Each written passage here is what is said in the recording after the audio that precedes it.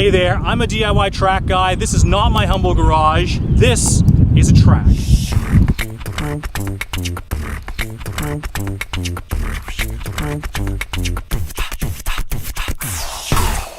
There's a good reason there's windmills around here, because it's windy. I feel like I've been talking a big game, so I'm here at Toronto Motorsports Park in Cayuga, Ontario. It's beautiful. This is the first time I've been on track in about 8 months, so I've brought this.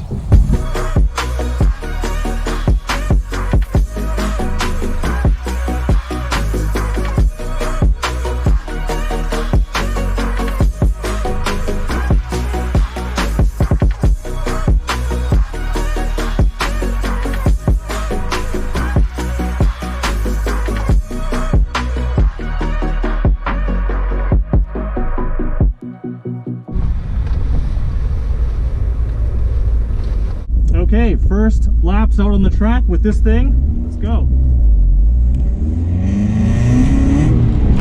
So here is Toronto Motorsports Park, and that was turn 1, which leads us onto the second of 2 long straights. This used to be an airfield called Kohler Airstrip. I'm still getting warmed up here, and this is turn 2, where the fast line is over the big inside curbing. And right away we're into turn 3, and we want to get back over to track right to set up for the very fun turn 4 and 5 sequence, sometimes called the S's. It's important to maintain momentum there, which is no problem for this nimble Miata. Skipping over to the kink, turns 7 and 8, which aren't turns at all, and we dive to the left for turn 9. And before you know it, we're loading up that left front for turn 10, which is the slowest bit of the track. It's important to have some patience with the throttle here, or you'll be rewarded with understeer. And over to the last turns, 12 and 13, which can be taken as one turn, and that leads us onto the long front straight where we can check our lap time with a calendar. What's cool about track days is meeting new people, and this clean 240SX is owned by a guy I just met named Pablo. It's track prepped with big brakes, suspension and tires, but it's running the stock KA24 motor, which he says is good for a whopping 150 horsepower. He also said he's got some laps under his belt here, and it shows. He's got some skill.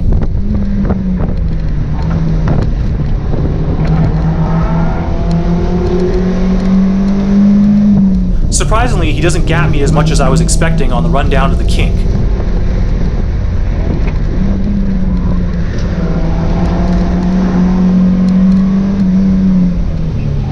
Except for that little bobble in turn 9 where he runs wide, this was a really fun, closely matched lead-follow session.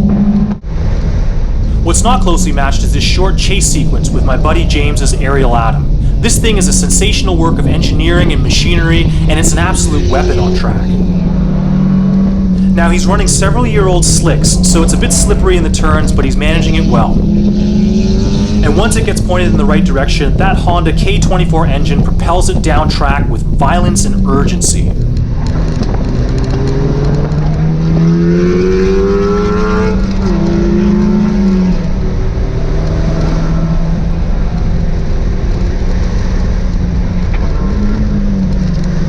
Drop a comment if you'd like me to make a video about this Atom. Maybe he'll even let me take it for a spin on track for me.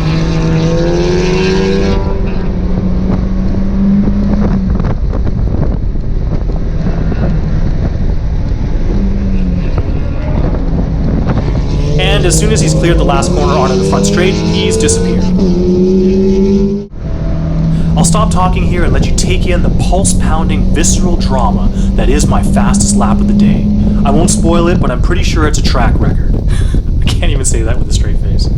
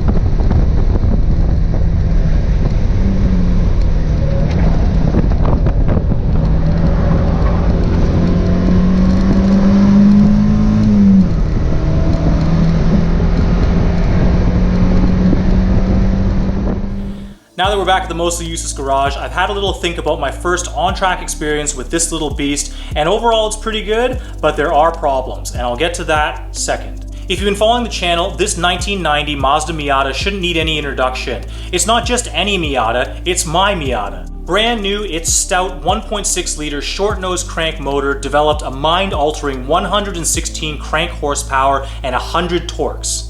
Unfortunately, over the past 32 years, I'm sure many of those have escaped, but that doesn't matter. What does matter is that I've been having fun building this to the slow car fast formula. And over the past number of videos, I've been fixing things and installing mods like this.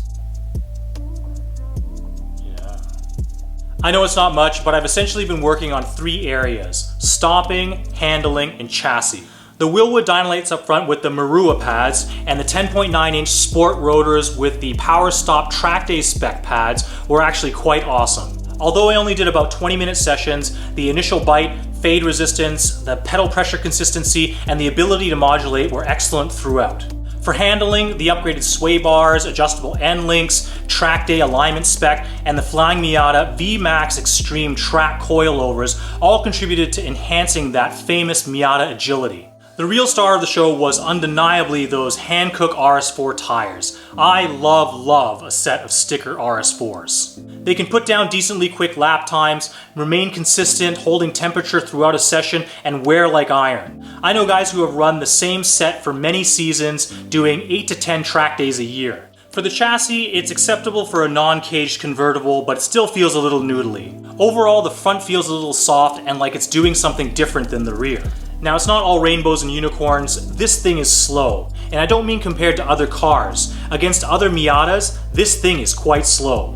For reference, Speed Academy's Track Prepped NB did a best of 127.2, and my personal best was a 129.2, so that's a good 2 seconds off. Now theirs had a 1.8 and this is a 1.6, but that really doesn't matter. 2 seconds is an eternity at Cayuga. Random things, this steering wheel stayed on, thank you AliExpress. The rebuilt shifter with the bronze bushing felt sublime, and the tires didn't rub the fenders.